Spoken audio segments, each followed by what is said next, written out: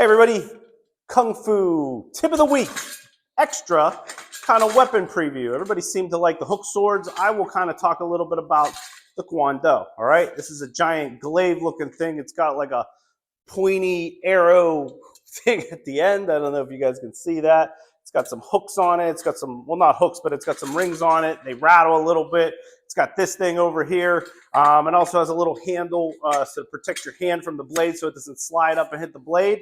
This weapon was made famous by a general in the Chinese army named Guandao, all right?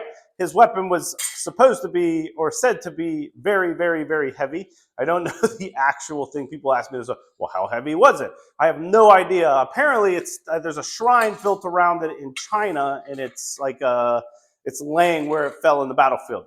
Don't quote me on that. I'm not sure. I've never been to China. I just teach Chinese martial arts. Now, the Guandao, the form that I practice is called four doors, all right? And often your very first move when you start it is called stroking the beard because Guan Yu had this really long white beard that hung down, and it's often shown that you're like stroking the beard, but if you don't have a really long beard, it just looks like you're doing that. So it's still pretty cool, in my opinion, all right? So how to hold it is where you're going to be kind of grabbing it in between the actual pole and where it connects together. So your hand is actually holding it in between those things, not pressed up against the bottom, just slightly underneath it, okay? And it's used for slashing, turning the blade, often with these crazy hooks on the end like this is used for like blocking as we come up and do things, and then strike and cut.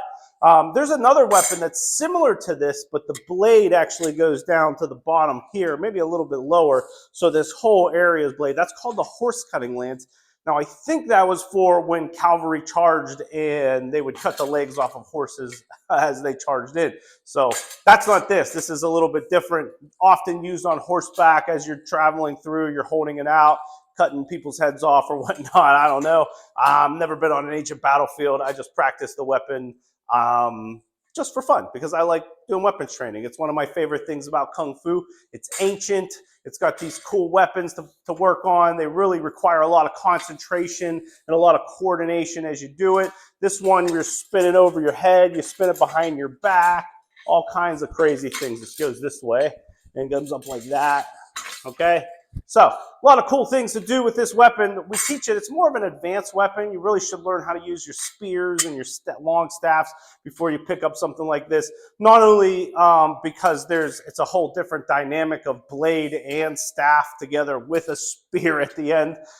Just because it's a lot heavier, you know, you need to build up your strength and your coordination, your stances before you can jump and spin and swing this thing around.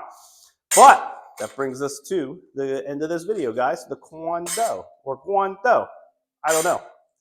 Qigong, everybody. Have a great week.